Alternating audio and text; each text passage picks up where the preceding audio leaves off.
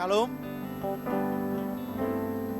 Puji nama Tuhan kalau kita saat ini boleh bersama-sama datang pada Tuhan untuk mencari wajah Tuhan, menikmati kasih Tuhan, menikmati hadirat Tuhan.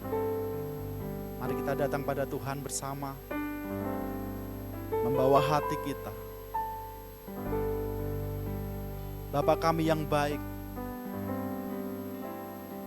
saat ini Tuhan kami bersyukur untuk setiap kasih penyertaan-Mu Tuhan di dalam kehidupan kami. Saat ini Tuhan kami mau datang Tuhan, membawa hidup kami, membawa penyembahan kami bagi-Mu Tuhan. Membawa setiap pujian kami, pengagungan kami untuk Engkau Yesus. Kami ingin memuliakan nama-Mu Tuhan. Kami rindu Tuhan menjadi penyembah-penyembah-Mu Tuhan. Kami mau masuk ke hadirat-Mu Tuhan. Terima kasih Yesus. Kami perlu Engkau Tuhan untuk hadir di setiap kehidupan kami Tuhan. Saat ini Tuhan kami mau bersatu hati, bersama-sama mencari Engkau, mencari hadirat-Mu, menikmati kasih. Biarlah kuasa-Mu tercurah di tempat ini, di setiap kehidupan kami Tuhan. Kami mau diam tinggal di dalam hadirat-Mu Tuhan. Terima kasih Yesus. Ku masuk ke hadirat-Mu Tuhan.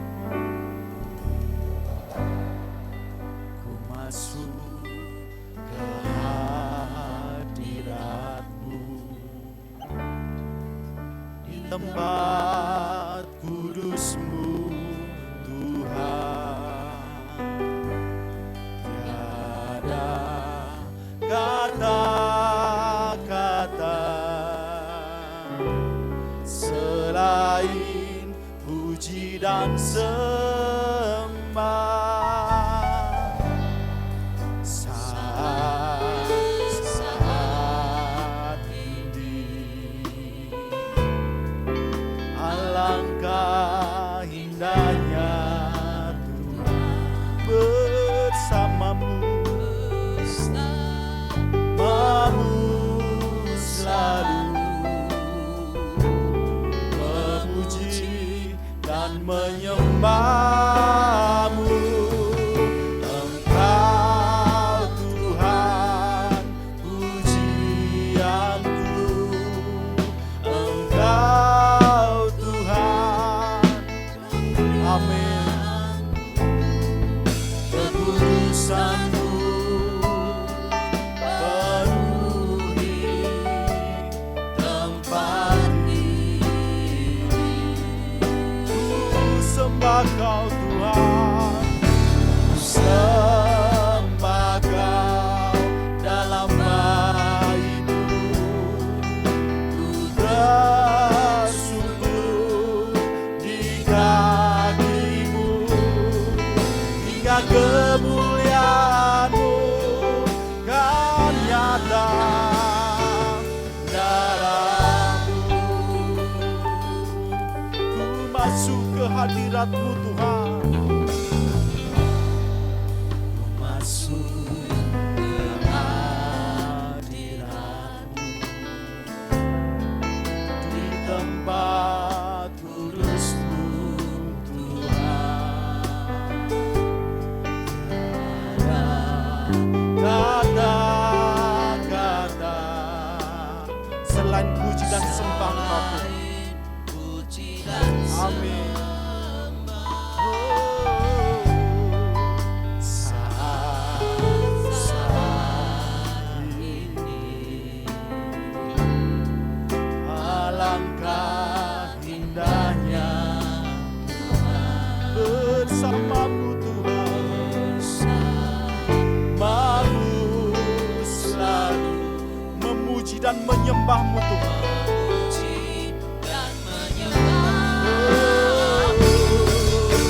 Engkau Tuhan pujianku, Engkau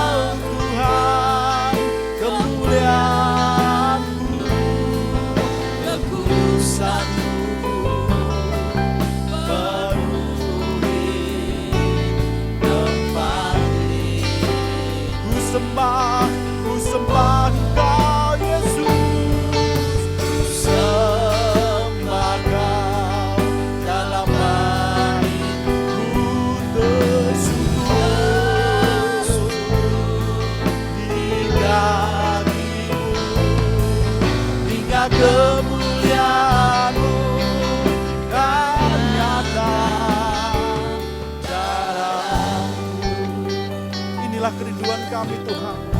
Kami masuk di hadirat-Mu Tuhan. Ku masuk ke hadirat-Mu,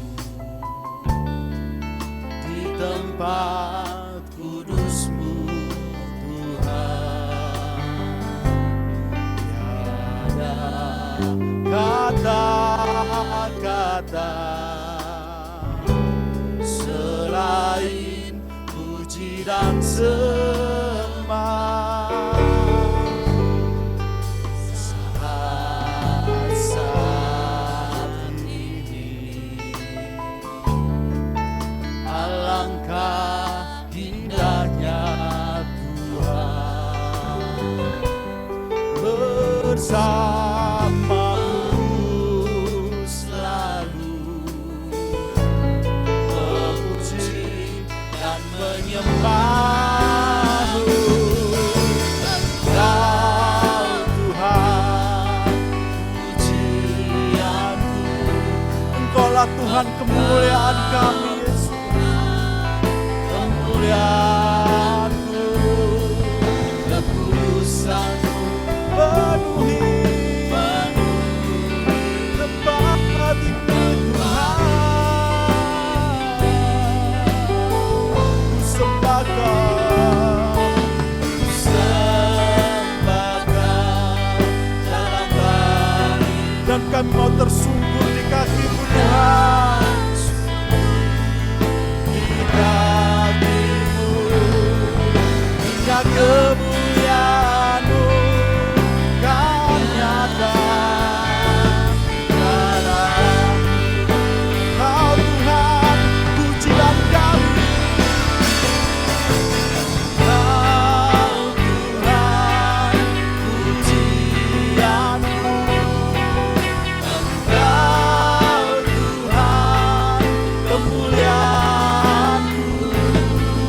Kekudusan-Mu penuhi tempat ini.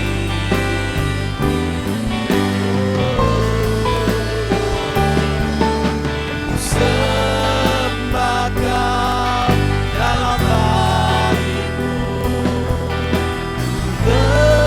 bersyukur di kaki-Mu, hingga kemuliaan-Mu kan nyata. Kaulah Tuhan pujian kami. Kau Tuhan pujian-Mu. Kau Tuhan kemuliaan-Mu. Penuhi setiap hati kami Tuhan.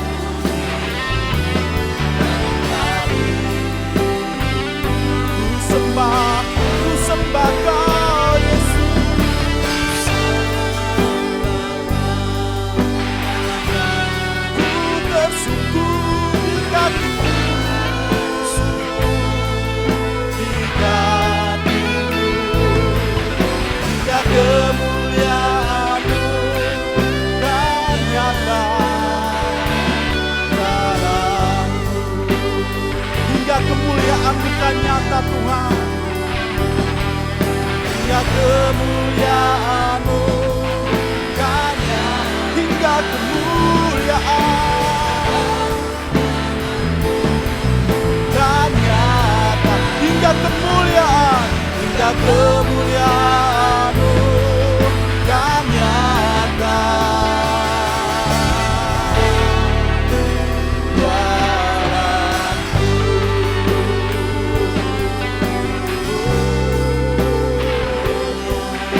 Nyatakanlah kemuliaan-Mu Tuhan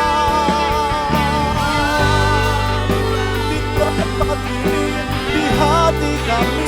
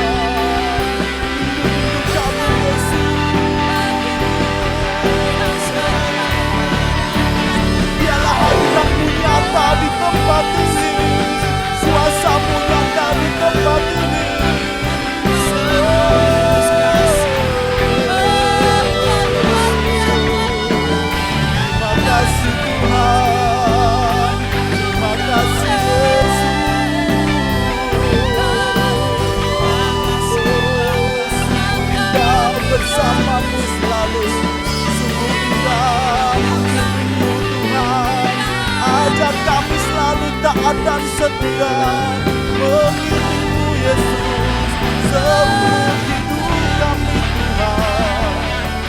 Terima kasih Yesus, terima kasih ya Roh Kudus. Sungguh hati kami bersyukur Tuhan. Sungguh hati kami merasakan kedamaian Tuhan ketika kami boleh menikmati kasih hadirat-Mu bersama-sama Tuhan.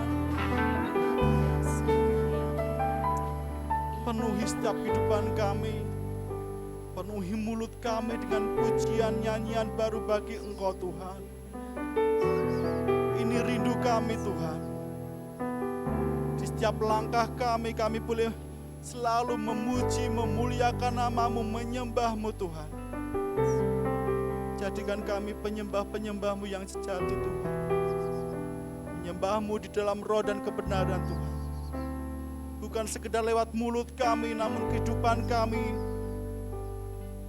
Terima kasih Tuhan, terima kasih kami rindu.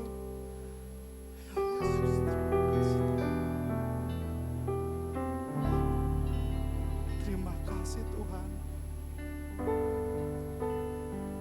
Hanya Engkau pujian kami, Engkaulah pengagungan kami. Dan inilah yang kami mau renungkan siang dan malam. Terima kasih Yesus, terima kasih Tuhan. Terima kasih ya Roh Kudus. Inilah yang ku renungkan di setiap waktu kami Tuhan. Amin. Nyanyian pujian dan pengagungan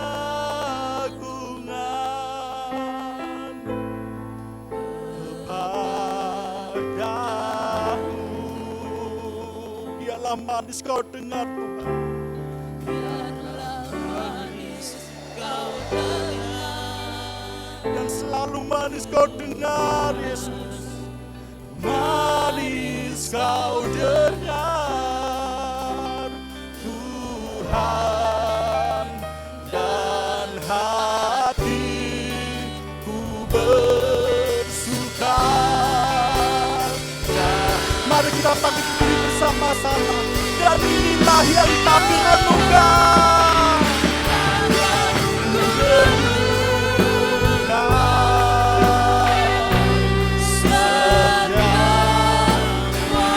Ya Tuhan, Kau melihat setiap umat-umat-Mu yang memuji berseru padamu dan pengagungan padamu.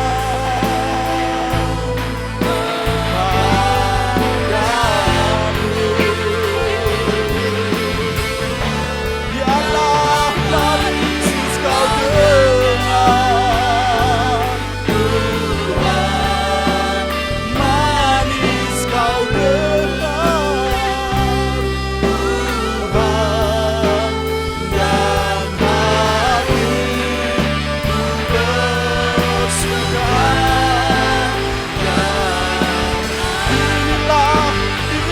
yang kami renungkan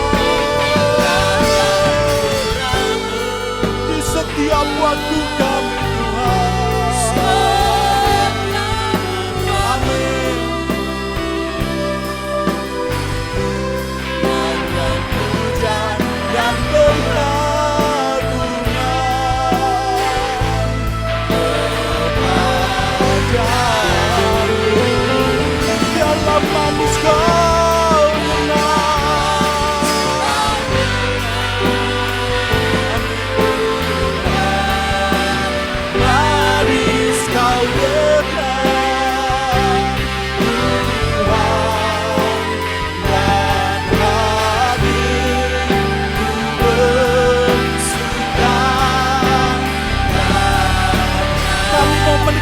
lebih lagi hadirat kuasa-Mu Tuhan.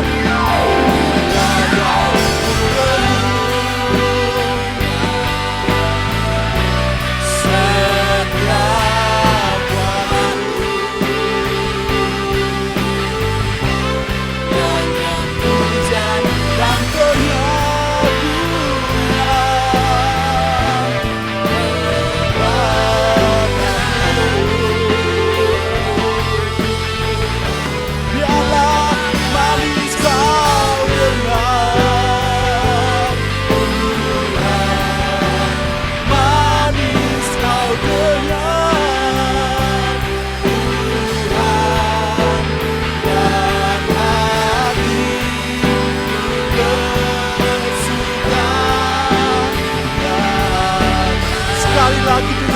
setiap hati kita.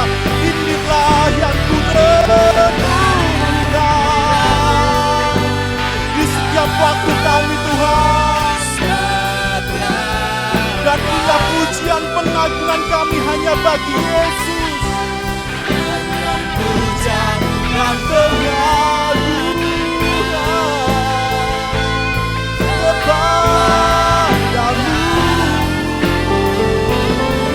Biarlah manis dan semakin manis kau dengar. Amin. Manis kau dengar.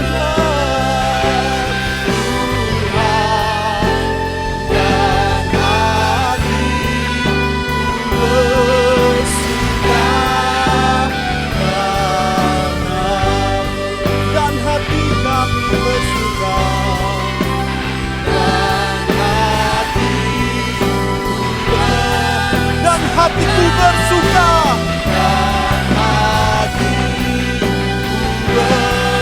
dan hati kami mau selalu bersuka.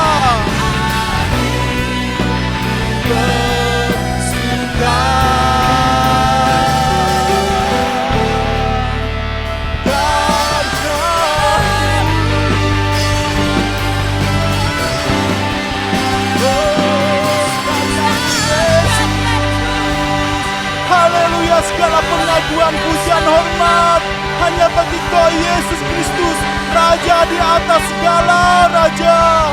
Terima kasih Tuhan, terima kasih Roh Kudus. Terima kasih Tuhan.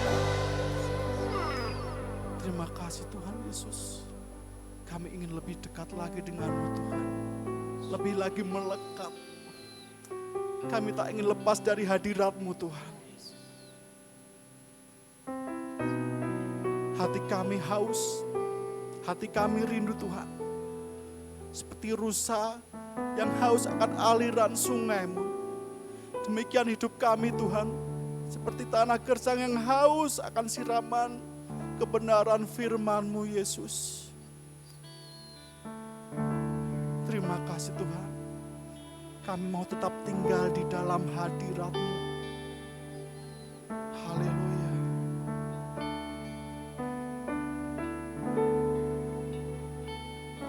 Seperti rusa yang haus, rindu aliran sungai-Mu.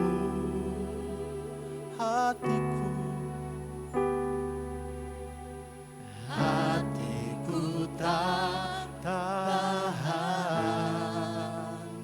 menunggu. Amin. Inilah pengakuan kami Tuhan. Begitu rindunya hati kami. Bagai tanah gersang, ya Yesus, menanti datangnya hujan.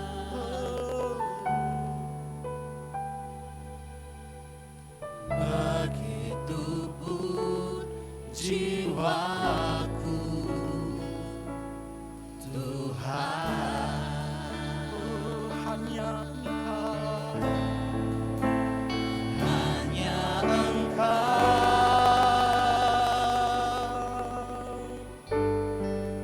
pribadi yang mengenal hatiku,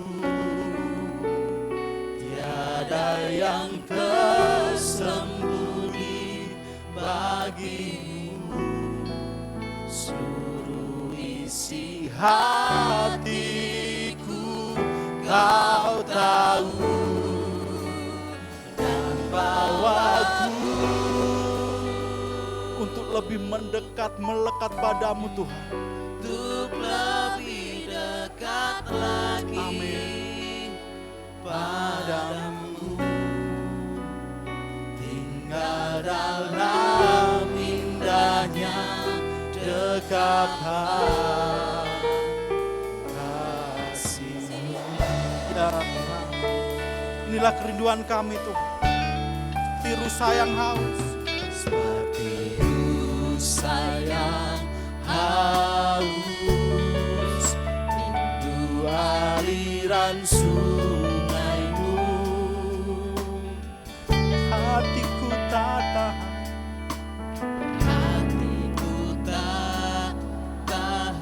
selalu menunggumu Tuhan.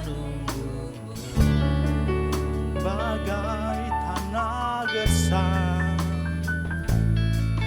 bagai tanah gersang, menanti datangnya hujan.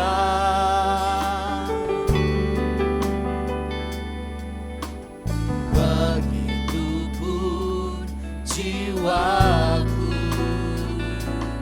Tuhan, oh hanya Engkau, hanya Engkau,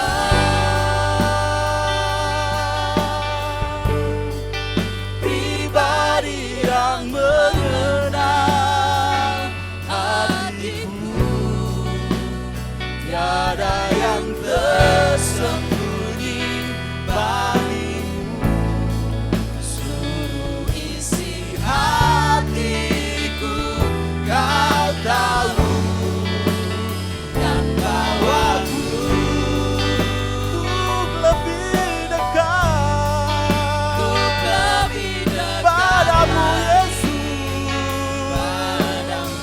amin.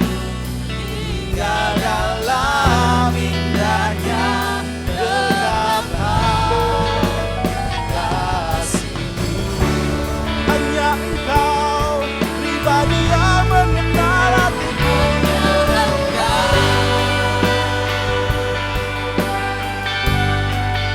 pribadi yang mengenal hatiku, tiada yang tersembunyi bagimu, seluruh isi hatiku Kau tahu, dan bawaku Tuhan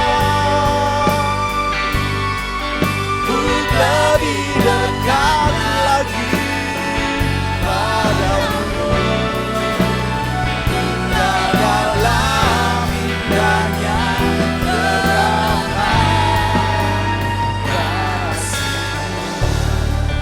Mari jemaat Tuhan, nyanyikan pujian ini dengan segenap hati kita. Hanya Engkau,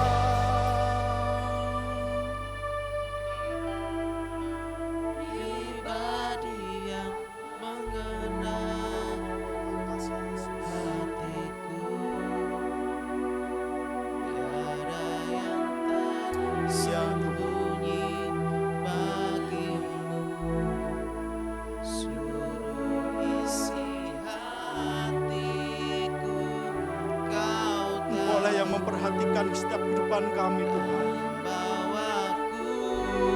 kerinduan kami, Engkau boleh membawa kami untuk kami lebih dekat melekat denganmu, lebih dekat lagi ya Yesus padamu, tinggal dalam indahnya dekapan kasih-Mu. Oh hanya Engkau Tuhan, hanya Engkau, pribadi yang mengenal hatiku, tiada yang tersembunyi bagimu, seluruh isi hatiku Kau tahu Tuhan, dan bawaku untuk lebih dekat padamu, untuk lebih dekat lagi padamu, tinggal dalam indahnya dekapan. Yes Lord, hanya Engkau, hanya Engkau Yesus, hanya Engkau Tuhan. Terima kasih ya Roh Kudus.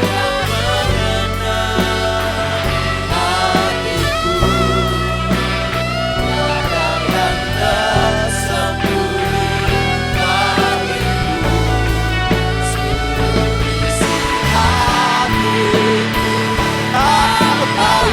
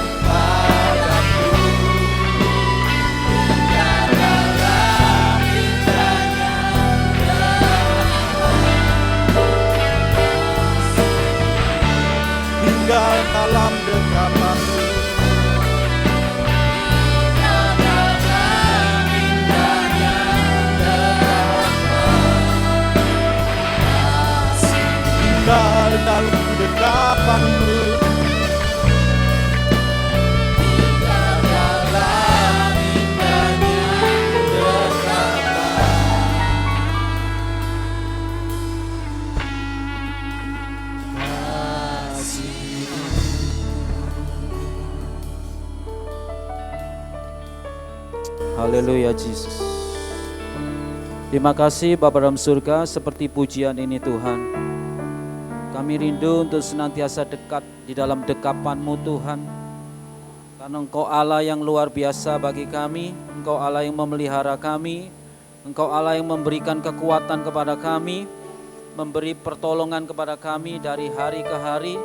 Bahkan kebaikan-kebaikan Tuhan turun atas kami tepat pada waktunya, sehingga kami boleh ada sebagaimana kami ada pada hari ini ya Tuhan. Dan sungguh anugerah yang terbesar Tuhan sudah berikan bagi kami melalui Yesus Kristus Tuhan yang rela mati di kayu salib bagi kami semua, sehingga kami boleh beroleh keselamatan yang daripada Tuhan. Karena itu ya Bapa, sepanjang sisa hidup kami yang Tuhan sudah berikan bagi kami akan pergunakan untuk memuji, menyembah Tuhan, meninggikan Engkau, karena kami tahu apapun yang kami perbuat tidak pernah sebanding dengan apa yang Tuhan sudah buat bagi kami Tuhan. Demikian juga pagi hari ini kami mau tenang mendengarkan kebenaran firman-Mu. Kami membuka hati dan pikiran kami, menjadikan tanah hati kami menjadi tanah hati yang subur, sehingga setiap benih-benih kebenaran firman-Mu yang jatuh di atasnya boleh bertumbuh, berkembang, berakar, bahkan berbuah di dalam setiap hidup kami. Urapi sebentar hamba-Mu yang menyampaikan kebenaran firman-Mu ya Bapa, pakai lidah dan bibir hamba-Mu menjadi saluran berkat bagi kami semua, dan juga urapan yang sama turun ke setiap anak-anak-Mu, sehingga sebentar kami pulang boleh membawa berkat ilahi yang daripada Tuhan. Dan kami mematakan setiap kuasa jahat apapun yang mencoba merebut kebenaran firman-Mu di dalam hati ataupun pikiran kami tolak patahkan di dalam nama Yesus. Terima kasih Tuhan, kami sambut kebenaran firman-Mu, peralaskan doa kami hanya di dalam satu nama yang berkuasa, yaitu nama Tuhan kami, Yesus Kristus. Yang percaya bersama katakan, amin. Silakan duduk Bapak Ibu yang dikasihi Tuhan. Terima kasih buat WL, singer, pemain musik yang sudah memberikan yang sangat baik, yang terbaik kepada Tuhan. Shalom Bapak Ibu yang dikasihi Tuhan. Bagaimana kabarnya? Luar biasa ya, ini mulai padat ya tempatnya saudara ya. Saya lihat mulai tambah lagi jemaatnya yang kembali saudara ya setelah COVID. Walaupun COVID masih ada, tapi kita yakin dan percaya pelan namun pasti akan berlalu total saudara. Amin saudara. Nah Bapak Ibu yang dikasihi oleh Tuhan, hari ini saya akan membawakan sebuah khotbah dengan judul 4 dimensi kasih Kristus. Nah Bapak Ibu, kalau kita belajar Alkitab, sebetulnya Alkitab itu adalah satu buku yang kuno, yang paling kuno mungkin dapat dikatakan ya. Dari berapa ribu tahun yang lalu saudara, kalau kita lihat ya, dari perjanjian lama sampai perjanjian baru.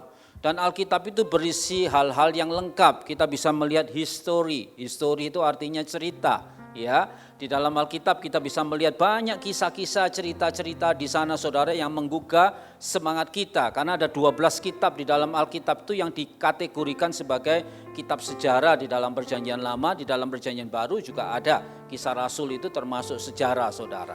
History saudara, sejarahnya siapa? Sejarahnya orang-orang yang takut akan Tuhan, sejarahnya orang-orang yang dipimpin oleh Tuhan. Kemudian Alkitab juga berisi tentang life story. Kalau history tadi life story. Life story itu kisah hidup daripada tokoh-tokoh di dalam Alkitab ya. Kita bisa melihat Musa dan lain sebagainya, saudara Adam ya. Kita bisa melihat Nuh dan lain sebagainya. Life story, satu kehidupan yang nyata yang dapat kita pelajari sampai saat ini. Dan yang terakhir Alkitab itu berisi tentang love story. Jadi kalau ada history, ada life story, juga ada love story. Love story itu artinya kisah cinta.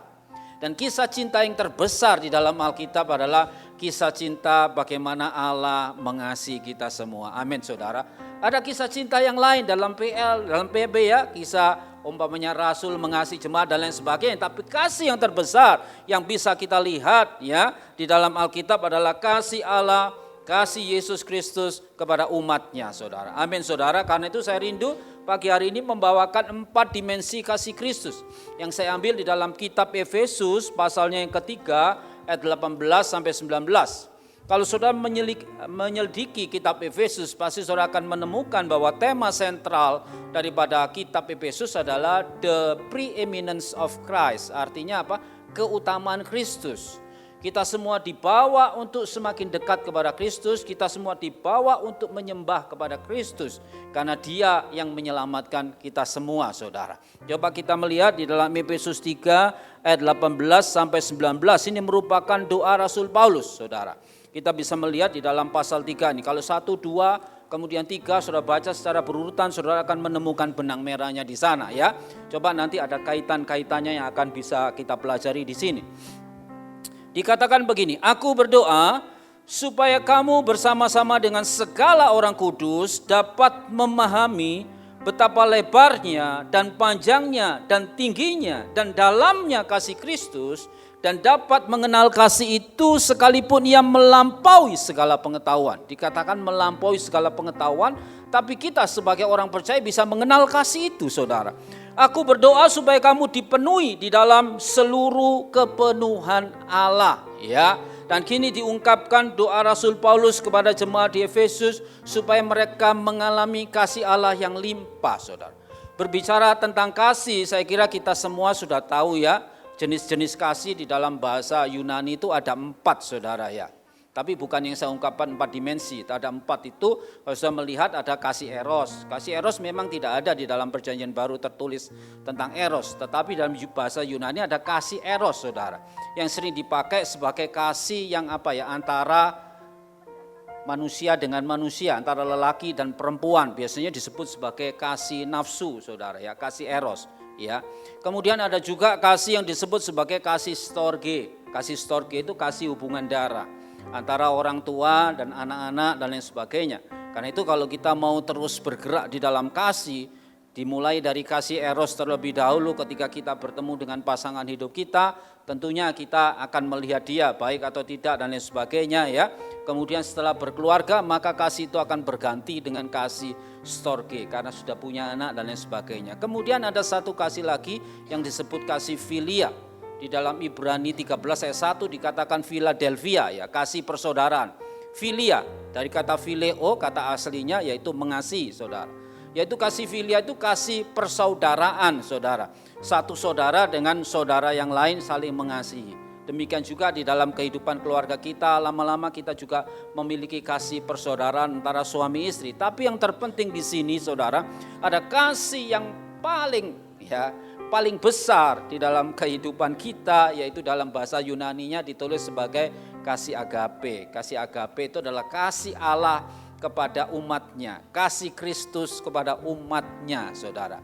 Kita bisa meningkatkan kasih itu pelan-pelan. Makanya hari ini saya akan melihat 4 dimensi kasih Allah itu, memberikan kepada saudara bagaimana kasih Kristus kepada orang-orang, bagaimana kasih Kristus kepada manusia, saudara. Kasih agape itu, sehingga kita rela memiliki kasih agape. Mungkin saudara pernah dengar ya, ungkapan atau ulasan atau khotbah ketika Petrus bertemu dengan Yesus kan. Petrus ditanya, Petrus apakah engkau mengasihi aku? Nah, Petrus jawab, aku mengasihi engkau Tuhan. 2 kali Petrus, apakah engkau mengasihi aku? Dia berkata, aku mengasihi engkau Tuhan. Dalam bahasa Indonesia tidak ada bedanya Tuhan. Tidak ada bedanya ya. Kemudian yang ketiga, Petrus apakah engkau mengasihi aku? Kemudian Petrus jawab, aku mengasihi engkau Tuhan, ya gembalakan dombaku. Dalam bahasa Indonesia seolah-olah tidak ada perbedaannya. Tapi kalau kita lihat bahasa aslinya sebetulnya ada bedanya, saudara. Karena ketika Tuhan Yesus berkata yang pertama kali, Petrus apakah engkau agapau, ya mengasihi aku?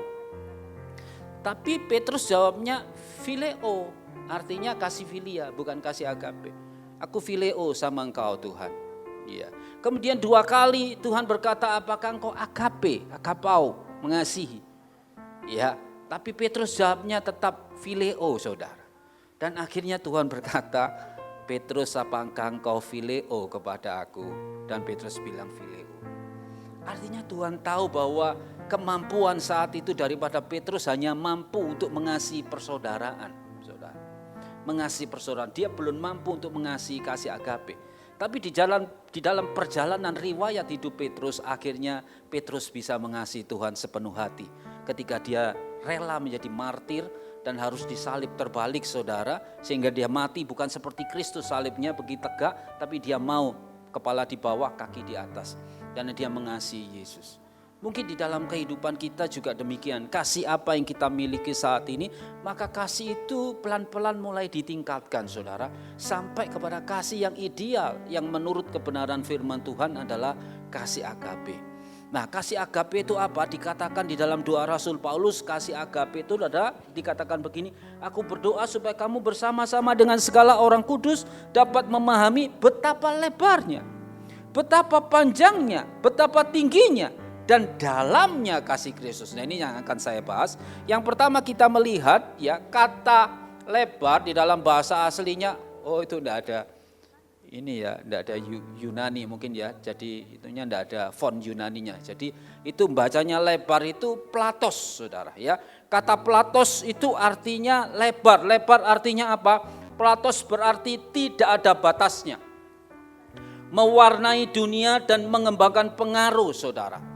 Next, keluarkan, dikatakan aku berdoa supaya kamu bersama-sama dengan segala orang kudus dapat memahami betapa lebarnya, itu yang saya kasih merah, dan panjangnya dan tingginya dan dalamnya kasih Kristus. Jadi lebar itu tidak ada batasnya saudara ya, tidak ada batasnya, itu mewarnai seluruh dunia, dimulai dari orang Yahudi. Yohanes 3 ayat 16 saudara ya, itu kepada semua orang karena Tuhan mengasihi. Dimulai Tuhan memilih dari bangsa Yahudi, tetapi kemudian melebar. Di dalam Efesus 2 ayat 11 sampai 22 dikemukakan di situ bahwa orang-orang yang bukan Yahudi akhirnya juga dipilih, yang lama dan yang baru. Akhirnya menjadi satu, menjadi satu tubuh di dalam Kristus. Dimulainya dari bangsa Israel, saudara. Sehingga karena kasih Tuhan yang lebar itu, lebar berarti juga luas, maka Tuhan menghendaki semua orang untuk diselamatkan, saudara.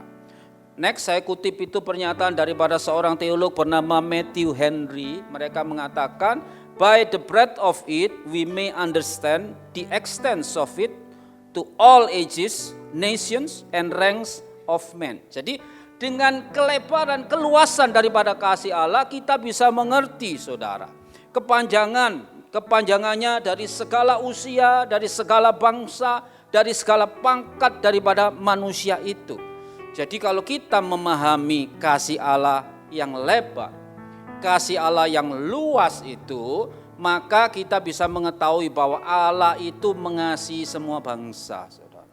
Next, suku, bangsa dan bahasa itu Allah mengasihi, saudara. Sehingga ketika kita menjadi anak Tuhan, menjadi murid Kristus, menjadi orang-orang Kristen, maka kita tidak boleh membatasi kasih kita. Kita harus mencontoh apa yang Tuhan sudah katakan, apa yang ditulis oleh Rasul Paulus. Nanti saya kasih contoh-contohnya, saudara. Kita bisa melihat next ya, di dalam Matius 28 ayat 19 sampai 20. Dengan jelas Tuhan Yesus mengatakan, karena itu pergilah, jadikanlah semua bangsa muridku dan baptislah mereka dalam nama Bapa dan Anak dan Roh Kudus, dan ajarlah mereka melakukan segala sesuatu yang telah kuperintahkan kepadamu, dan ketahuilah aku menyertai kamu senantiasa sampai kepada akhir zaman. Jadi perintahnya apa? Semua bangsa, saudara. Karena luasnya kasih Allah, kasih agape itu tidak pilih-pilih loh, saudara ya. Jangan nanti pilih, kamu sesuku dengan saya, kamu sebangsa dengan saya. Kalau di Indonesia kan suku, berarti antar suku. Kalau sudah di luar negeri, sama-sama Indonesianya, sukunya sudah hilang. Kalau di mana ya, saudara. Tapi seyogianya hidup kita itu ketika mengenal Kristus, kita harus memiliki kasih agape, kasih yang luas, kasih yang bisa mengasihi semua orang, saudara. Kasih yang bisa tidak pilih-pilih, tidak pandang bulu, saudara. Nah, Tuhan Yesus dalam sebuah perumpamaannya pernah bercerita kepada murid-muridnya next tentang the good Samaritan, saudara. Nah, the good Samaritan ini kan sering dibahas, saudara. Orang Samaria yang baik hati. Coba kita baca ya, satu-satu ya. Kita lihat ya. Jawab Yesus next ya, adalah seorang yang turun dari Yerusalem ke Yeriko. Ia jatuh ke tangan penyamun-penyamun yang bukan saja merampoknya habis-habisan, tetapi yang juga memukulnya, dan sesudah itu pergi meninggalkannya setengah mati. Setengah mati loh, saudara. Kebetulan ada seorang imam turun melalui jalan itu, ia melihat orang itu, tetapi ia melewatinya dari seberang jalan. 32, demikian juga seorang Lewi datang ke tempat itu, ketika ia melihat orang itu, ia melewatinya dari seberang jalan. 33, lalu datang seorang Samaria yang sedang dalam perjalanan ke tempat itu, dan ketika ia melihat orang itu, tergeraklah hatinya oleh belas kasihan. Ia pergi kepadanya lalu membalut luka-lukanya sesudah ia menyiraminya dengan minyak dan anggur. Kemudian ia menaikkan orang itu ke atas keledai tunggangannya sendiri lalu membawanya ke tempat penginapan dan merawatnya. Keesokan harinya ia menyerahkan 2 dinar kepada pemilik penginapan itu, katanya, rawatlah dia dan jika kau belanjakan lebih dari itu aku akan menggantinya waktu aku kembali. Kemudian Yesus bertanya kepada pemuda itu, siapakah di antara ketika orang ini menurut pendapatmu adalah sesama manusia dari orang yang jatuh ke tangan penyamun itu? Jawab orang itu, orang yang telah menunjukkan belas kasihan kepadanya. Kata Yesus kepadanya, pergilah dan perbuatlah demikian. Ada seorang pemuda kaya yang datang kepada Yesus dan bertanya, kalau mengikut Kristus itu seperti apa? Kemudian dia bilang, kasihlah Tuhan Allahmu dengan segenap hatimu, segenap akal budimu, segenap kekuatanmu, dan kasihlah sesamamu manusia seperti mengasihi dirimu sendiri. Betul, itu bagus kan? Kemudian biasa Yesus ya, gaya Yahudi dia bercerita.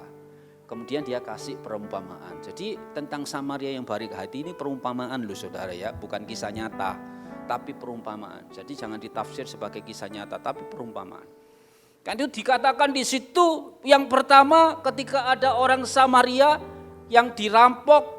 Kok ada bukan orang Samaria ya, ada seseorang yang dirampok saudara ya, dikatakan di situ kemungkinan orang Israel ya, dirampok kemudian sampai dipukuli dan lain sebagainya, setengah mati ditinggal saudara. Dan di situ kemudian dikatakan ada seorang imam turun. Lah ini kalau sana yang ngawur-ngawur tuh nerjemahkannya imam turun itu pendeta sing turun. Itu kalau terjemahan ngawurnya. Pendeta ora gelem nulungi. Terus orang Lewi turun, iki pastor sing medhuk. Orang pastor ya ora gelem ngewangi saudara, tidak mau membalut lukanya. Kemudian turun orang Samaria. Lah sapa wong Samaria? Oh itu saya, orang ceketer jadi orang Samaria. Ini terjemahan yang ngawur-ngawur saudara, akhirnya nanti jadi orang itu jadi ngawur, jadi pendeta pastor ora apik kabeh.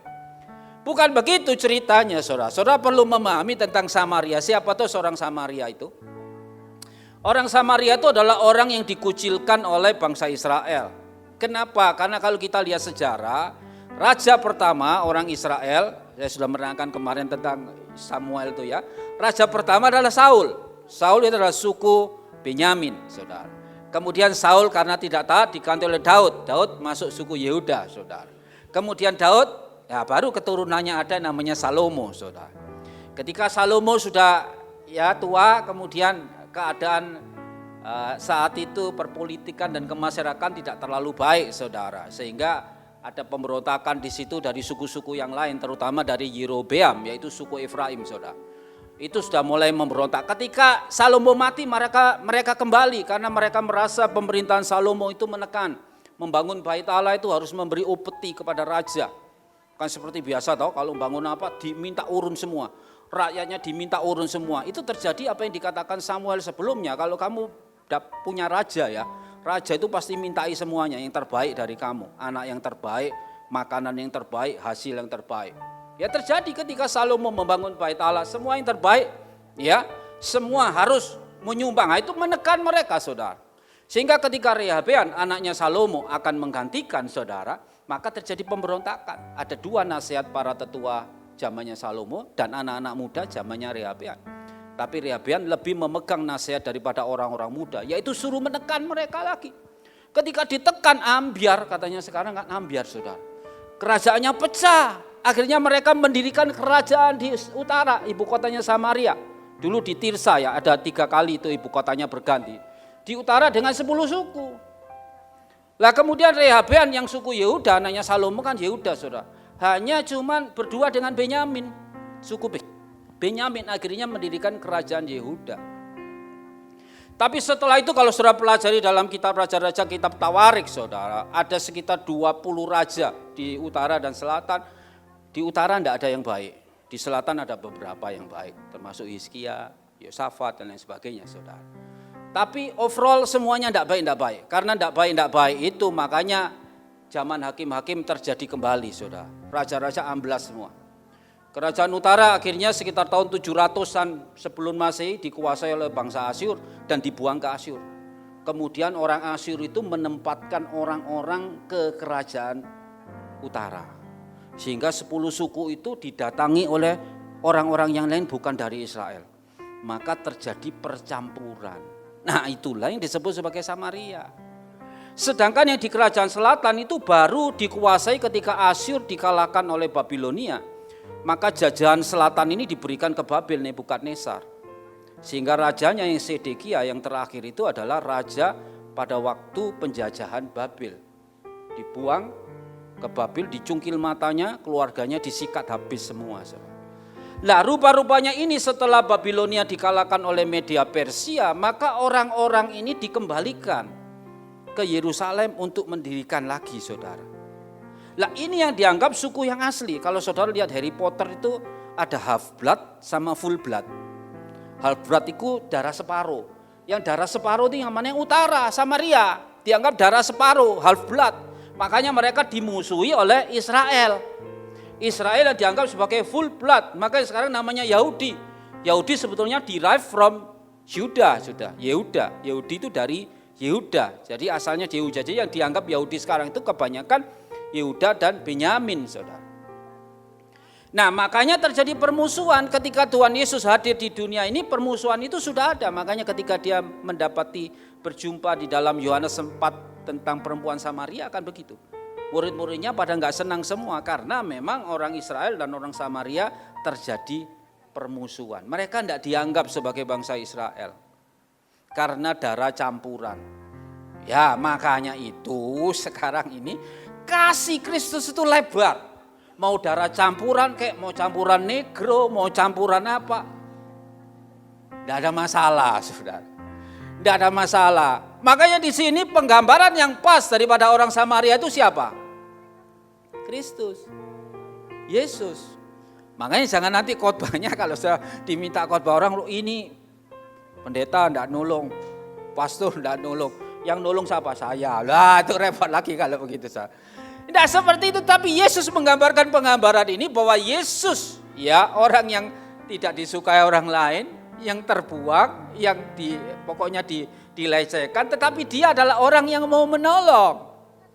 Dia yang rela berkorban sebelum dia mati di kayu salib tebus kita loh ini. Dia memberi contoh bahwa memiliki kasih yang lebar, memiliki kasih yang luas yang diejawantahkan oleh Rasul Paulus di dalam Efesus ini adalah Yesus. Karena dia memberi contoh sendiri dalam hidupnya bahwa dia memiliki kasih yang lebar, yang luas. Ya, yang semua bangsa itu sama. Sehingga dia datang kepada orang Samaria yang dirampok itu, orang Samaria yang setengah mati itu ceritanya, kemudian dibawa ke penginapan. Kemudian bilang, kalau uangku ini tak kasih uang ya, kalau uangnya enggak habis kurang nanti aku kembali lagi, nanti aku kasih lagi, saudara. Nah, ini kasih Yesus yang luar biasa. Segenap bangsa, saudara. Kalau saudara lihat dalam Efesus 1, dia mau supaya dia menolong setiap orang, saudara. Kalau dalam Efesus 1 dikatakan bahwa kita sudah jatuh di dalam dosa, ya. Efesus 2 ayat 8, karena keselamatan bukan karena usaha, tetapi karena pemberian. Dia mau supaya semua bangsa itu diselamatkan karena kasihnya yang lebar dan luas itu di dalam kehidupan kita semua. Amin, saudara. Next, ya. Kemudian Rasul Petrus juga menulis next di dalam 2 Petrus 1 ayat 7 dikatakan, dan kepada kesalehan, ini kan buah-buah roh yang ditulis oleh Petrus, dan kepada kesalehan kasih akan saudara-saudara. Dan kasih akan saudara-saudara, kasih akan semua orang. Saudara, kita itu dituntut ketika kita memiliki kasih yang terbesar yaitu agape dalam hidup kita, maka kita dituntut untuk bisa mengasihi semua orang. Bahkan Tuhan Yesus pernah berkata, kasihilah musuhmu, saudara. Ini kasih yang luar biasa luasnya, saudara. Amin.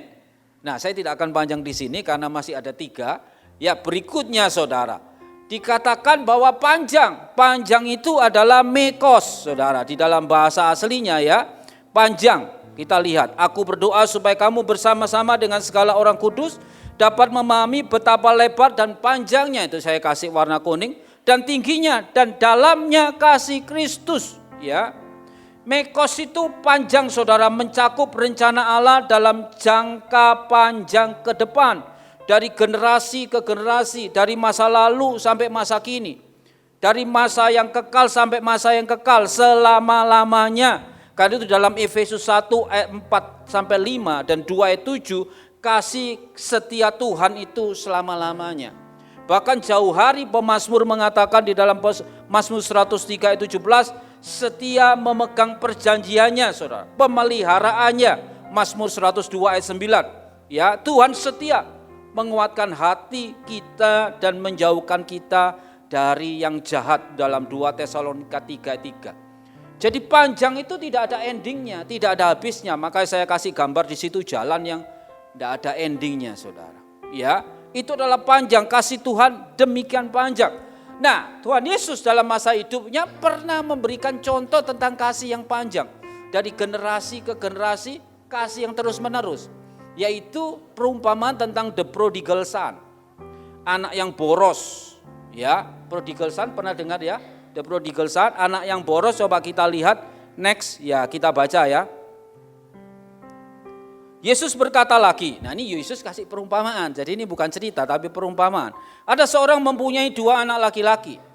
Kata yang bungsu kepada ayahnya, Bapa berikanlah kepadaku bagian harta milik kita yang menjadi hakku. Lalu ayahnya membagi-bagikan harta kekayaan itu di antara mereka. Ini wajar saudara. Ini zaman Tuhan Yesus kasih perumpamaan sampai sekarang pun banyak keluarga yang begitu. Ayo Pak, bagi Pak, sudah waktunya. Nah, seperti ini. Makanya itu bukan heran kalau itu terjadi. Ya, di zamannya Yesus kasih perumpamaan Yesus sudah terjadi. Beberapa hari kemudian anak bungsu itu menjual seluruh bagiannya itu lalu pergi ke negeri yang jauh. Makanya dikatakan prodigal. Prodigal itu artinya boros. Dia menjual seluruh uangnya, seluruh barangnya, seluruh uangnya saudara. Pergi ke negeri yang jauh. Di sana ia memboroskan harta miliknya itu dengan hidup berfoya-foya. Setelah dihabiskannya semuanya, timbullah bencana kelaparan di dalam negeri itu dan ia pun mulai melarat, saudara. Ya, jadi karena boros uangnya habis. Dia jadi melarat. Lalu ia pergi dan bekerja pada seorang majikan di negeri itu. Orang itu menyuruhnya ke ladang untuk menjaga babinya. Bayangkan saudara, dari orang yang berkecukupan sekarang jaga babi, saudara. Bagaimana? Ya dengan babi saya enggak tahu. Kalau saya mau coba jaga babi, coba kira-kira enak enggak? Ya, saya punya teman dulu, dia dagang babi. Setiap hari saya ketemu dia mesti bau babi, saudara. Baunya paling enggak bau minyak babi gitu, saudara. Karena bergaul dengan babi, saudara. Lalu ia ingin mengisi perutnya dengan ampas yang menjadi makanan babi itu. Bayangkan sengsaranya saudara, makanan sampai tidak dapat, ampas mau dimakan. Tetapi tidak seorang pun yang memberikannya kepadanya. Kok untung tidak dikasih loh. Kalau dikasih dimakan ini ciloko tenan saudara. Ya mungkin bisa sakit perut. Lalu ia menyadari keadaannya, katanya, betapa banyaknya orang upahan bapakku yang berlimpah-limpah makanannya, tetapi aku di sini mati kelaparan. Aku akan bangkit dan pergi kepada bapakku dan berkata kepadanya, Bapa, aku telah berdosa terhadap surga dan terhadap Bapa. Ya, dia akhirnya teringat, ya sudahlah minta ampun sama Bapa. Aku tidak layak lagi disebut anak Bapa, jadikanlah aku sebagai salah seorang upahan Bapa. Maka kemudian dia ambil tindakan, bangkitlah ia dan pergi kepada bapaknya. Ketika ia masih jauh, ayahnya telah melihatnya, lalu tergeraklah hatinya oleh belas kasihan. Ayahnya itu berlari mendapatkan dia lalu merangkul dan mencium dia. Kata anak itu kepadanya, Bapa, aku telah berdosa terhadap surga dan terhadap Bapa. Aku tidak layak lagi disebutkan anak Bapa. Tetapi ayah itu berkata kepada hamba-hambanya, lekaslah bawa kemari jubah yang terbaik, pakaikanlah itu kepadanya dan kenakanlah cincin pada jarinya dan sepatu pada kakinya. Dan ambillah anak lembu tambun itu, sembelilah dia dan marilah kita makan dan bersuka cita. Sebab anakku ini telah mati dan menjadi hidup kembali, ia telah hilang dan didapat kembali, maka mulailah mereka bersukaria. Amin. Wah, ini perumpamaan ini banyak yang terjemahkan juga saudara. Ada yang menerjemahkan dari sisi anak bungsu, dari sisi bapaknya, dari sisi anak sulung. Saya tidak ambil anak sulung karena saya tidak ada kepentingan di sini saudara. Kepentingan saya adalah menguraikan betapa panjangnya kasih Allah. Nah kalau saudara ditafsirkan siapa anak bungsu itu? Oh ini jemaat yang murtad Pak, ya. Nah, kalau perumpamaan ditafsir-tafsir gini repot. Kemudian siapakah si kakak itu? Wah ini jemaat yang angkuh. Gitu, ini siapakah si bapak? Saya tidak menafsirkan begitu. Yang jelas pribadi Kristus dirupakan di dalam seorang bapak. Bapak yang mengasihi panjang, tidak ada habisnya saudara. Makanya digambarkan sebagai kasih Bapa yang panjang. Agape itu kasih yang panjang, kasih yang mengampuni saudara. Jangan nanti anak berbuat salah sedikit kemudian langsung diusir. Kamu bukan anakku, langsung ditulis di koran. Mulai hari ini nama Yopi, ada yang nama Yopi, tidak lagi menjadi anak saya. Wah gitu saudara. Ini kasihnya tidak panjang. Petrus ketika bertanya berapa kali aku harus mengampuni? 7 kali ya itu sudah artinya unlimited saudara. Panjang itu tidak terhingga, tidak ada ujungnya saudara. Makanya agape itu adalah kasih yang panjang, kasih yang mengampuni seperti Bapak yang saya ambil tadi ini. Ya, jangan diterjemahkan yang lain, tapi kasih Bapak ini loh. Kasih Bapak itu panjang saudara. Nah saudara hari ini ada konflik apa dengan keluarga? Ada konflik apa dengan orang lain? Saudara butuh kasih yang panjang. Ya, kasih yang panjang butuh saudara. Mikos. Kasih yang panjang saudara. Sehingga kita bisa istilahnya orang itu dawa ususe saudara. Ya. Oh nek dawa ususe ya mangane oke ya saudara. Dawa ususe. Artinya itu bisa mengampuni terus gitu loh saudara. Lah itu seperti itu memang tidak mudah saudara. Apalagi kalau saudara diperhadapkan dengan orang yang sangat membencikan. Kok sangat jelai lah saudara. Ben ketemu aja lihat fotonya ada sudah rasanya mau muntah saudara. Lah ini bagaimana sebagai orang Kristen? Saudara kalau saya kasih tahu ya, banyak orang khotbah di luar sana macam-macam, tapi satu hal ya, penyataan Allah itu kan ada di dalam Alkitab. Jadi kita kan tidak bisa mengarang-arang Allah itu seperti apa. Tapi orang sekarang yang tidak belajar Alkitab itu kan kalau mengarang-arang Allah karepe dhewe. Sebetulnya gampang kalau dia bilang Allah itu kasih, sumbernya mana? Ya Alkitab, karena Allah sudah menyatakan dirinya. Jadi kita sebagai orang Kristen belajar tentang karakter daripada Allah sesuai dengan apa yang sudah dinyatakan di dalam firman-Nya. Kalau bilang Allah itu cemburu, ya no, memang dalam Alkitab Allah itu cemburu. Yang artinya kita harus tetap terus kenceng kalau ikut Tuhan. Iya kan? Karena apa dasarnya Allah sudah menyatakan di dalam firman-Nya di situ karakteristiknya seperti apa saudara.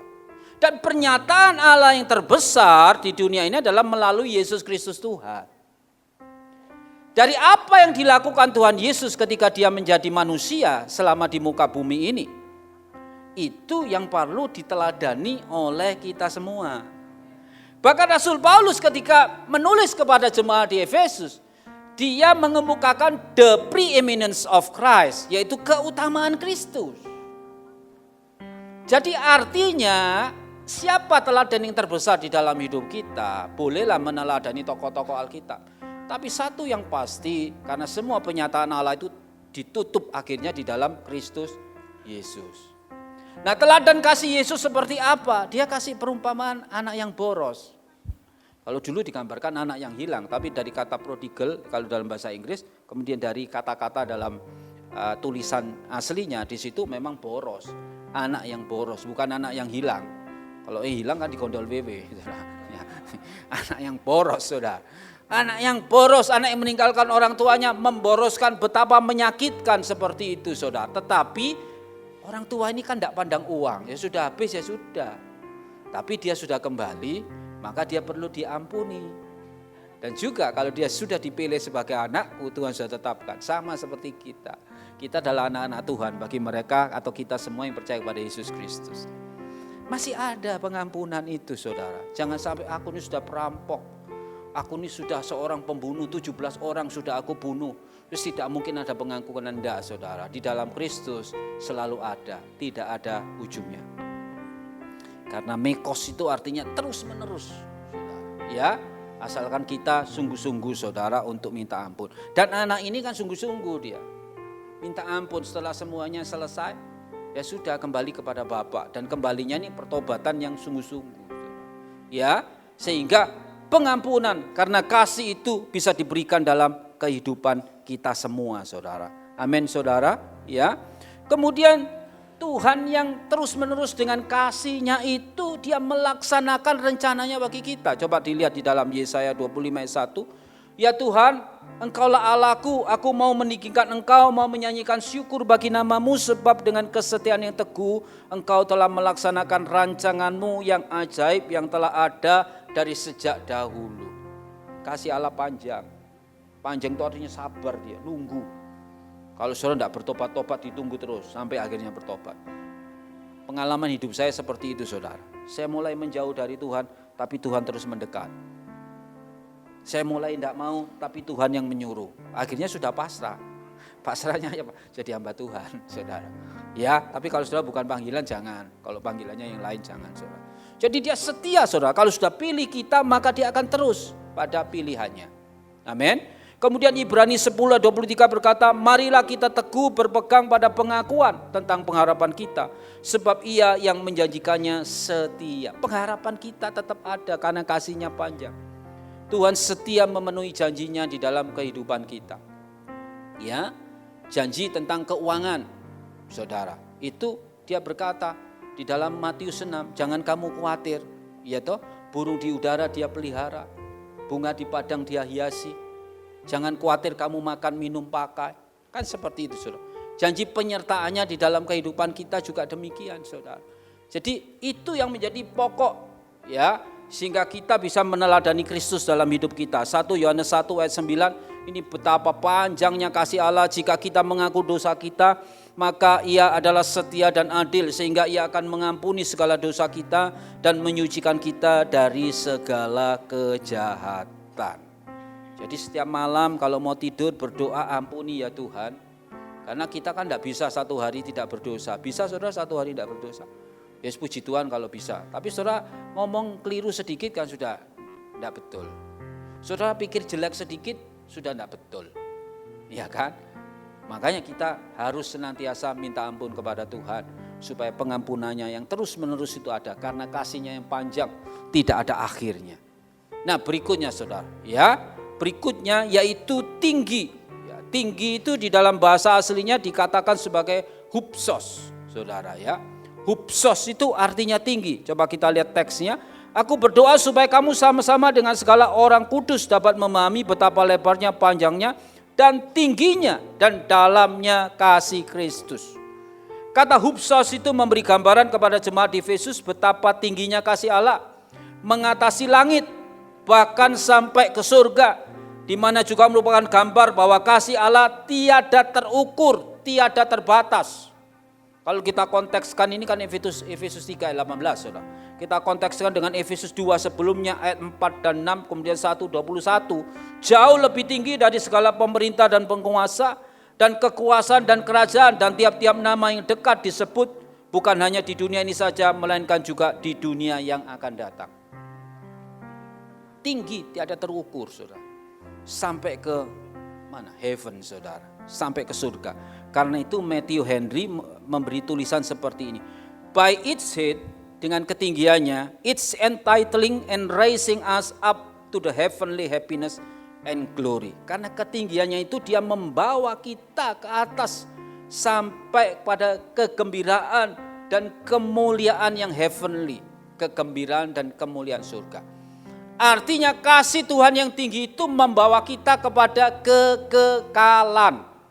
Saudara, kasih Tuhan yang tinggi sekali lagi membawa kita ke surga.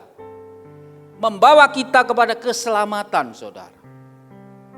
Nah Tuhan Yesus, karena ini kita bicara tentang kasih Kristus, makanya saya kasih satu lagi perumpamaan Yesus Kristus, saudara. Tentang tingginya kasih agape itu.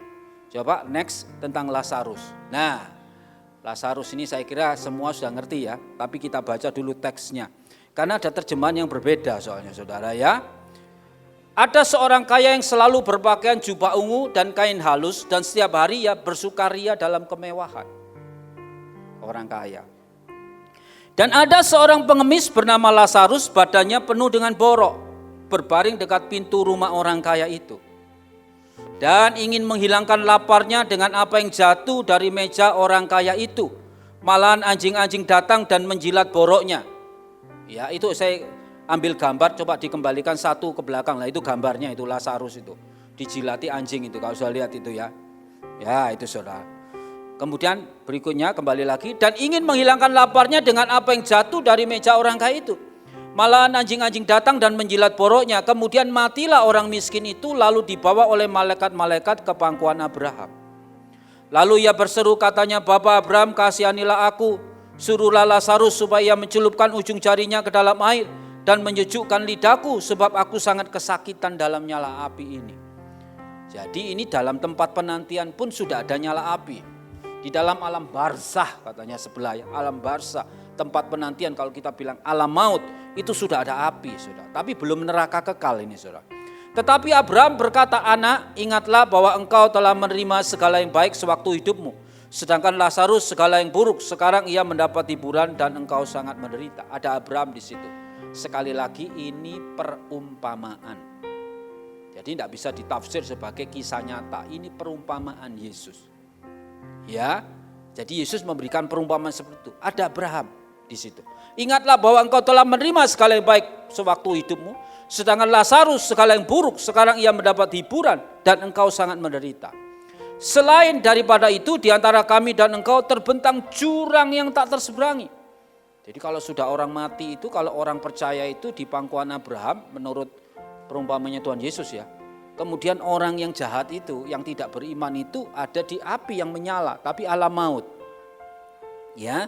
Dikatakan tak terseberangi, supaya mereka mau pergi dari sini kepadamu, ataupun mereka yang mau datang dari situ kepada kami tidak dapat menyeberang. Berikutnya saya habiskan dulu ya. Kata orang itu, kalau demikian aku minta kepadamu Bapa, supaya engkau menyuruh dia ke rumah ayahku. Sebab masih ada 5 orang saudaraku, supaya memperingati mereka dengan sungguh-sungguh, agar mereka jangan masuk kelak ke dalam tempat penderitaan ini. Tetapi kata Abraham, ada pada mereka kesaksian Musa dan para nabi, baiklah mereka mendengarkan kesaksian itu. Jawab orang itu, tidak Bapak Abraham, tetapi jika ada seorang yang datang dari antara orang mati kepada mereka, mereka akan bertobat. Kata Abraham kepadanya, jika mereka tidak mendengarkan kesaksian Musa dan para nabi, mereka tidak juga akan mau diyakinkan sekalipun oleh seorang yang bangkit dari antara orang mati. Jadi cerita ini menjawab, tidak ada penginjilan orang mati. Jadi orang mati itu sudah terpisah. Jadi kematian saudara itu ditentukan saat ini. Ketika saudara masih di dunia. Kalau saudara sungguh-sungguh bertobat percaya kepada Kristus, nanti di alam penantian katanya Yesus bersama dengan Bapak Abraham. Itu kan perumpamaan saudara. Kalau saudara tidak percaya, ya di alam maut. Api di situ.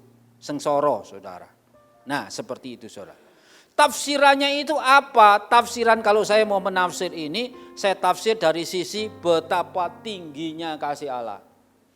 Kenapa orang miskin seperti Lazarus orang percaya, walaupun miskin tapi tetap percaya, dijamin sampai kehidupan yang akan datang. Amin. Jadi tidak menentukan. Sekarang ini banyak kadang-kadang kan jadi ubah-ubah. Orang yang rohaninya sukses, rohaninya baik itu adalah orang kaya. Orang yang rohaninya tidak baik adalah orang miskin. Nah ini Yesus loh yang ngomong begini. Saudara jangan bolak-balik loh ya. Jadi rohani itu tidak ditentukan dengan kekayaan atau kemiskinan. Bahkan dikatakan nanti di kekekalan itu tidak ada kawin mengawinkan, tidak ada harta gono gini juga tidak ada saudara. Ya, tidak ada juga. Kaitannya itu dengan apa? Iman kita. Nah, rupa-rupanya orang yang miskin ini orang yang beriman, karena ini perumpamaan Yesus kan. Dia orang yang beriman, orang yang percaya kepada Tuhan. Sedangkan orang kaya ini digambarkan sebagai orang yang tidak percaya kepada Tuhan. Dia mendapatkan tempat yang tidak baik. Tapi ada terjemahan yang kadang-kadang membuat saya ya bingung, tapi ya kadang-kadang ya cengli terjemahannya. Dia bilang begini, jangan menjadi Lazarus yang miskin di dunia, tapi baik di surga. Baik di tempat. Jangan juga jadi orang kaya yang kaya di dunia, tidak baik di sana. Jadilah Abraham, dua-dua oleh. Nah ini khotbahnya pas saudara. Tapi saya tidak mau itu. Jadi Abraham kan diberkati di dunia, diberkati di surga. Tapi Tuhan Yesus kan tidak ngomong begitu dalam perumpamaannya. Saudara jangan ngarang-ngarang perumpamaan sendiri loh saudara. Jangan menerjemahkan sendiri. Banyak orang yang menafsirkan begitu, saya ngelus dodo. Sama dengan yang tadi prodigal son itu kan. Tidak membahas, sebetulnya Yesus kan membahas tentang kasih Bapa, tentang anak yang boros, tapi yang dibahas anak yang rajin. anak yang sulung. Saya nggak ngerti wes iku bahasa dewe wes. Wong itu namanya perumpamaan, nggak ngerti wes karpe, ada orang yang percaya sudah, tapi di situ titik poinnya. Karena dia berjumpa dengan orang kaya. Titik poinnya apa? Saudara, tentang itu tadi, kasih. Ya itu yang tadi ya prodigal son itu. Demikian juga Lazarus, titik poinnya apa? Dia berbicara Tuhan Yesus ini. Tuhan Yesus berbicara tentang kekekalan. Karena tingginya kasih agape itu, ya hupsos, melampaui segala ketinggian. Saudara, sampai ke awan-awan, sampai ke surga. Makanya ketika saudara percaya dan saudara mendapatkan jaminan kasih Kristus yang tinggi, saudara pasti berjumpa dengan Tuhan. Amin. Kalaupun masih rapture, nanti berjumpa di udara. Rapture dulu, setelah itu dikembalikan lagi kerajaan 1000 tahun. Kerajaan 1000 tahun tapi sudah enak, kalau orang yang di rapture itu sudah tidak akan murtad. Sampai perang Gog dan Magog, saudara masuk kepada kekekalan, pengadilan tata putih besar sudah selesai, di sana kekal. Saudara. Makanya kehidupan saudara yang akan datang ditentukan dari hari ini. Amin. Ya. Kehidupan saudara selama-lamanya ditentukan hari ini. Tidak ada caranya dalam kekristenan mendoakan orang mati supaya selamat, tidak ada. Yang didoakan itu keluarganya saja, supaya diberi kekuatan. Ya, next. Ini saya kasih gambarnya, itu gambarnya Lazarus yang lain. Ya, ada banyak yang gambarkan tentang Lazarus, saudara. Kemudian apa yang dijanjikan oleh Tuhan dalam kehidupan kita, saudara? Kita melihat di dalam Mazmur di situ, ya. Bahwa kasih Tuhan yang tinggi itu akan membuat kita selalu mengalami perlindungan Tuhan. Ya, jangan khawatir saudara. Sungguh dialah yang akan melepaskan engkau dari jerat penangkap burung, dari penyakit sampar yang busuk. Dengan kapaknya ia akan menudungi engkau, di bawah sayapnya engkau akan berlindung. Kesetiaannya ialah perisai dan pagar tembok. Bagi orang-orang yang setia itu don't worry saudara. Karena Tuhan itu senantiasa melindungi kita, karena kasihnya yang tinggi. Berarti sekali selamat, percaya kepada Kristus, maka sampai kepada kekekalan. Amin. Itu yang dijanjikan Tuhan, saudara. Hidup di dunia ini tidak ada yang kekal, saudara. Hidup di dunia ini selalu yang namanya sementara. Kemarin tiba-tiba saya dapat WA teman SMA saya di Surabaya, ya. Saya kan di SMA Negeri 5 Surabaya dulu, saudara. Ada yang meninggal padahal dokter, saudara. Dokter Dini namanya. Teman dulu meninggal, berarti usianya mesti 1 tahun di bawah saya, karena saya ini kan kelebihan 1 tahun waktu sekolah. Kira-kira sekitar 56 dokter kena autoimun, terus kena corona, meninggal. Ya hidup itu seperti itu, tidak ada yang kekal di dunia ini kan seperti itu. Yang penting kita menyiapkan diri kita sungguh-sungguh melihat Tuhan. Amin. Ketika kita melihat Tuhan, kasih Tuhan yang tinggi itu menjamin hidup kita sampai kepada kekekalan. Tidak takut kita dengan gejolak kehidupan. Ya, next itu ada ayatnya Mazmur 91 ayat 57, saya lanjutkan.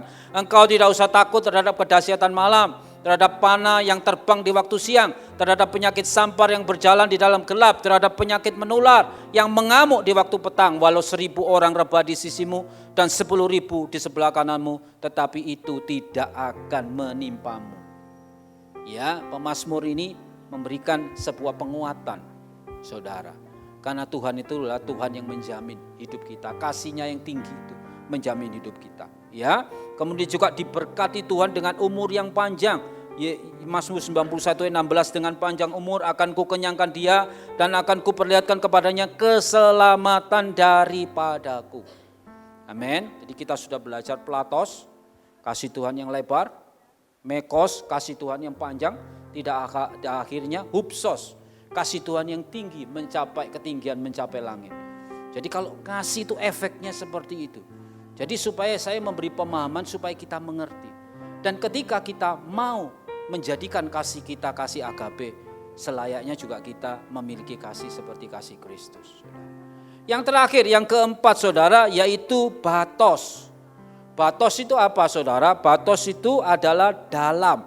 Aku berdoa supaya kamu sama-sama dengan segala orang kudus dapat memahami betapa lebarnya dan panjangnya dan tingginya dan dalamnya kasih Kristus. Artinya kedalaman atau tempat yang dalam, seperti pohon itu yang tertanam dalam, dia akan kuat karena akarnya merambat kemana-mana. Nah seperti itulah karakter seseorang yang membuat ia tetap teguh di dalam kehidupan. Karakter Kristus, ya, karakter yang luar biasa, saudara. Di dalam Efesus 1 digambarkan, Efesus 1 ayat 1 sampai Efesus 2 1 sampai 3, itu kerusakan membuat manusia jatuh dalam dosa dan membuat manusia ditemukan kembali. Setelah ditemukan oleh Kristus dan mengalami kasih Kristus, dia akan tetap teguh di dalam Tuhan. Nah, ini puncak daripada batas kedalaman kasih agape itu saya gambarkan, saudara. Saya kutip dulu punyanya Matthew Henry berkata begini. By the depth of it, it's stooping to the lowest condition with a design to relieve and save those who have sunk into the depths of sin and misery. Jadi dengan kedalaman kasihnya itu, dia akan menunduk sampai batas yang kondisi yang terendah. Dengan desain, dengan rencana apa? Untuk merelief, menyegarkan dan menyelamatkan mereka yang sudah masuk tenggelam di dalam kedalaman oleh karena dosa dan misery, saudara. Nah, puncak kasih Allah ini saya gambarkan apa? Saya pikir-pikir, saya minta hikmat. Kalau dalam ini kasih Tuhan itu seperti apa ya? Akhirnya saya dapat in Getsemani, saudara. Di Getsemani. Ini dalamnya kasih Yesus, saudara. Ya, coba lihat di dalam ayat-ayat itu, saudara. Kita melihat di dalam Matius 26 ayat 36 sampai 39. Maka sampailah Yesus bersama-sama murid-muridnya di suatu tempat yang bernama Getsemani. Lalu ia berkata kepada murid-muridnya, duduklah di sini sementara aku pergi ke sana untuk berdoa. 37, dan ia membawa Petrus dan kedua anak Zebedeus sertanya. Ya, Zebedeus, anak Zebedeus itu Yohanes dan Yakobus, saudara. Maka mulailah ia merasa sedih dan gentar. Lalu katanya kepada mereka, hatiku sangat sedih, seperti mau mati rasanya. Tinggallah di sini dan berjaga-jagalah dengan aku. Maka ia maju sedikit lalu sujud dan berdoa, katanya, ya Bapakku, jikalau sekiranya mungkin biarlah cawan ini lalu daripadaku, tetapi janganlah seperti yang ku kehendaki, melainkan seperti yang Engkau kehendaki. Amin. Dalamnya kasih Kristus itu bisa menunduk di dalam kondisi yang paling rendah, supaya orang-orang yang sudah tenggelam di dalam kematian dapat memiliki kelegaan dan keselamatan, sehingga dosa-dosanya bisa diampuni. Caranya batos. Kasih yang dalam adalah melalui pengorbanan diri Kristus sendiri. Ini puncak kasih Allah di dalam agape, ya, betapa lebarnya, betapa panjangnya, tingginya, sudah sekarang dalamnya. Dalamnya itu apa? Dalamnya itu adalah ketika Yesus rela berkorban bagi kita semua. Dan dia memberi contoh sendiri loh, saudara. Kalau sudah belajar tentang kristologi, tentang Yesus, jangan saudara bilang, kadang-kadang orang cuma bilang, lah ya dia kan yang Tuhan, ya gampang wah. Ya kalau seperti itu ya gampang, sudah tidak ada ceritanya. Tapi kalau sudah mendalami, dia itu menjadi manusia 100%. Dan menjadi Allah 100%. Makanya dalam Efesus 2 ayat 5 sampai 11 itu ada teori namanya teori kenosis, dari kata kino. Kino itu mengosongkan diri. Jadi dia yang adalah Allah tidak menganggap kesetaraan sebagai Allah milik yang dipertahankan, tetapi dia mengambil rupa manusia. Yang artinya tidak ada percampuran antara manusia dan Allah. Nah, itu manusia setengah Allah, kalau ada setengah dewa kan begitu. Tidak ada percampurannya. Kalau percampuran putih dan hitam jadi abu-abu. Tapi 100% Allah, 100% manusia. Makanya di dalam keadaan kemanusiaannya ini dia meninggalkan kealahannya, mengosongkan. Jadi kalau dia sampai mati dia merasa sakit, itu kemanusiaannya, saudara. Kan seperti itu. Makanya ketika Yesus ditanya akhir zaman, dia kan bilang, tidak ada seorang pun yang tahu, hanya Bapa yang tahu. Loh, kan dia berarti bukan Allah. Memang saat itu adalah dia sebagai manusia. Tidak ada kapabilitas dia untuk menerangkan kepada orang-orang. Dia sebagai manusia. Iya kan? Kemudian mujizat-mujizat yang dibuat, saudara. Saudara tahu itu adalah mujizat karena dia mengalami kepenuhan Roh Kudus. Jadi Roh Kudus yang menuntun dia untuk dapat buat mujizat yang luar biasa. Walaupun kalau dibolak-balik kita Tritunggal ya 3 di dalam 1, saudara.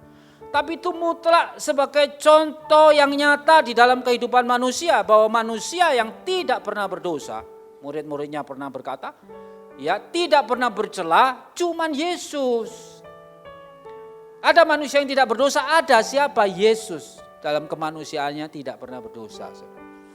Jadi nanti kalau jangan dibolak-balik, itu kan campuran Pak. Karena dia Allah, ya wis mesti ada. Bukan saudara, bukan begitu. Teorinya bukan begitu. Tapi dia menjadi manusia, di dalam kemanusiaan itu dia ingin melihat, memberi contoh kepada kita semua sebagai manusia itu harus menjadi manusia seperti dia. Yang memiliki kasih yang lebar, platos, yang memiliki kasih yang panjang, mekos, yang memiliki kasih yang tinggi, hupsos, yang memiliki kasih yang dalam, batos. Kedalamannya ditunjukkan ketika dia merelakan dirinya, hidupnya untuk mati bagi semua orang, saudara. Nah, ketika kita menyadari ini, saya kira kita bisa menyadarinya dengan sungguh-sungguh, saudara. Amin. Next, ya, ini sampai ke yang terakhir. Next ya, saya kasih gambar itu. Nah, ini saudara, ketika Yesus ada di Getsemani, ada yang menggambar, melukis, didatangi oleh malaikat. Tapi gambarnya malaikat begitu atau tidak kita nggak ngerti saudara ya. Cuman dia dihibur oleh malaikat. Itulah tugas malaikat ya saudara. Nah kemudian apa yang dapat kita lihat dari pengorbanan Yesus itu, bahwa kasihnya yang batos, kasihnya yang dalam itu membuat manusia tidak bisa lari dari kasih Allah. Mazmur 139 ayat 7 sampai 12. Ini bagus sekali Mazmur ini. Kemana aku dapat pergi menjauhi rohmu? Kemana aku dapat lari dari hadapanmu? Jika aku mendaki ke langit, engkau di sana. Jika aku menaruh tempat tidurku di dunia orang mati, di situ pun engkau. Jika aku terbang dengan sayap fajar dan membuat kediaman di ujung laut, juga di sana tanganmu akan menuntun aku. Dan tangan kananmu memegang aku. Jika aku berkata biarlah kegelapan saja melingkupi aku dan terang sekelilingku menjadi malam, maka kegelapan pun tidak menggelapkan bagimu. Dan malam menjadi terang seperti siang, kegelapan sama seperti terang. Jadi mau kemana saudara? Kalau kita sudah dikasih Tuhan, dilingkupi kasih Tuhan, dimanapun kita berada Tuhan itu tahu. Gusti mboten sare, namung mboten mencicil saudara. Wonten CCTV teng bathuk jenengan nih. Nah, CCTV-nya ada tuh, CCTV surga itu dilihat mau kemana-mana. Tuhan tidak akan pernah lari. Kasihnya yang dalam itu tidak akan pernah pudar dalam kehidupan kita. Saudara ngerti, makanya kalau saudara frustrasi jangan pikir macam-macam, balik kepada Tuhan. Ya, kan mengikut Yesus keputusanku. I have decided to follow Jesus. I have decided to follow Jesus. I have decided to follow Jesus. No turning back, no turning back. Tidak bisa turning back sudah. Kalau sudah mengikut Yesus satu arah, ya, tidak bisa kiri kanan oke. Maju ke mundur kan tidak bisa. Pokoknya terus satu arah. Hanya lempeng ke depan, saudara. Ya, ini ayat yang terakhir saya ambil, saudara. Ya. Apa kira-kira saudara? Tidak lari daripada kasih Kristus, kita juga tidak ada tempat yang dapat memisahkan kisah kita dari kasih Allah. Tidak ada tempat yang dapat memisahkan kisah kita dari kasih Allah. Rasul Paulus menulis kepada jemaat di Roma dan mengatakan, siapakah yang akan memisahkan kita dari kasih Kristus? Penindasan atau kesesakan atau penganiayaan? No. Saudara sesak, saudara tertindas, jangan, Tuhan tidak pernah memisahkan kita. Kasihnya tetap ada. Atau kelaparan, atau ketelanjangan, atau bahaya, atau pedang. Kristus tidak pernah meninggalkan kita. Kasihnya yang dalam, batos. 38, sebab aku yakin bahwa baik maut maupun hidup, baik malaikat-malaikat maupun pemerintah-pemerintah, baik yang ada sekarang maupun yang akan datang, atau kuasa-kuasa, baik yang di atas maupun yang di bawah, ataupun sesuatu makhluk lain, tidak akan dapat memisahkan kita dari kasih Allah yang ada dalam Kristus Yesus Tuhan kita. Dalam perjanjian lama pun Sadrah, Mesak, Abednego juga mengerti. Dia berkata kalaupun Tuhan tidak tolong ya enggak apa-apa wes. Masuk dapur api kepanasan sampai belenyek ya enggak apa-apa saudara. Ya, nanti nyenyek kan biasanya masuk, enggak apa-apa. Kalau enggak tolong pun enggak apa-apa. Karena kasih Tuhan itu ya dan amin saudara. Ya, Makanya kalau saudara sengsara dan lain sebagainya jangan walah saudara gereja-gerejaan ya Tuhan orang nolong. Lah kalau gitu terus itu mentalnya mental tahu, mental tempe, gembus saudara. Iya, mentalnya harus tough. Kenapa? Karena kasih Tuhan itu batos, dalam. Kasih Tuhan itu tinggi sampai kepada kekekalan saudara. Kasih Tuhan itu panjang, ya, tidak ada akhirnya. Kapanpun saudara minta ampun Tuhan ampuni. Dan kasih Tuhan itu lebar kepada semua orang. Ya, amin saudara. Terakhir, slide yang terakhir. Lebar artinya tidak ada batasnya dalam hidup kita. Panjang tidak ada akhirnya. Dari generasi ke generasi sampai kepada terus menerus. Tinggi tidak dapat diukur sampai kepada surga. Dalam tidak dapat digoyahkan. Amin saudara. Nah, ketika kita memahami kasih agape ini, maka kita akan lebih tenang lagi hidup kita saudara. Oh kasih Tuhan itu luar biasa. Lebar tidak ada batasnya, mewarnai dunia, mengembangkan pengaruh, panjang tidak ada akhirnya. Dari generasi ke generasi, waktu, masa lalu, saat ini, masa depan. Ya, tinggi tidak dapat diukur, menjamah dan mendekatkan diri pada Tuhan sampai ke surga. Dalam tidak dapat digoyahkan, membangun karakter pribadi yang kokoh di dalam Tuhan. Amin saudara. Makanya saudara tetap pegang. Mari pemain musik.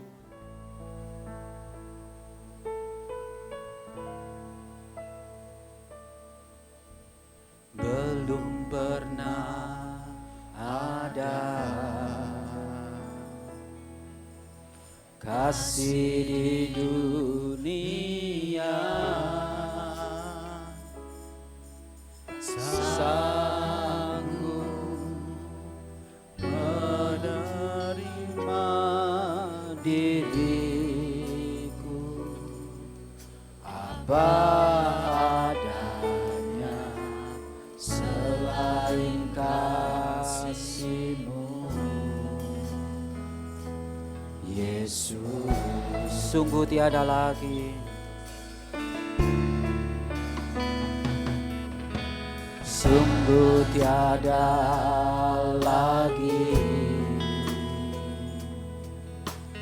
kasih seperti ini,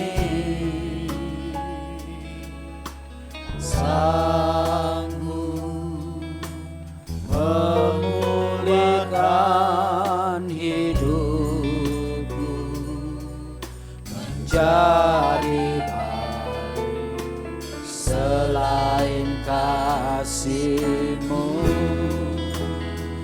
Yesus.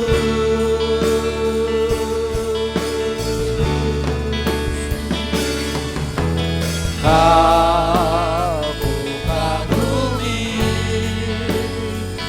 dalam hati kasih-Mu tiada duanya sampai kini ku akui kasih-Mu tiada duanya.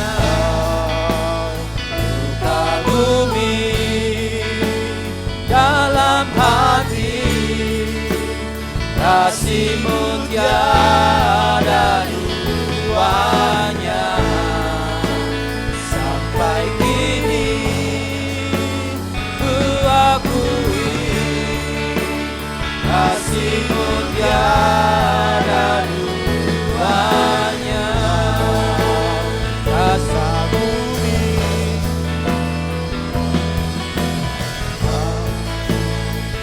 kagumi dalam hati kasih-Mu tiada duanya sampai kini ku akui kasih-Mu tiada duanya, kasih-Mu tiada duanya, kasih-Mu tiada duanya.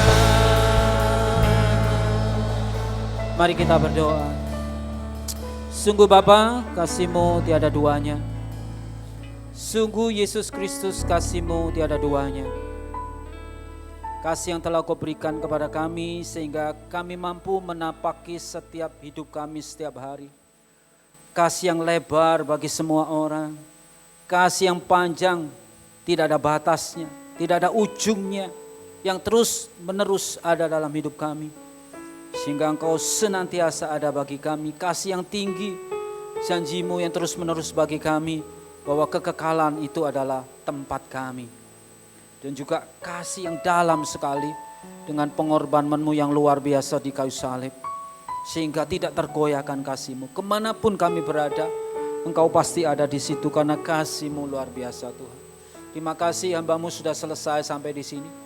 Biarlah kiranya Allah Roh Kudus yang menguraikan lagi di dalam setiap hati kami dengan lebih panjang, lebar, dan luas lagi.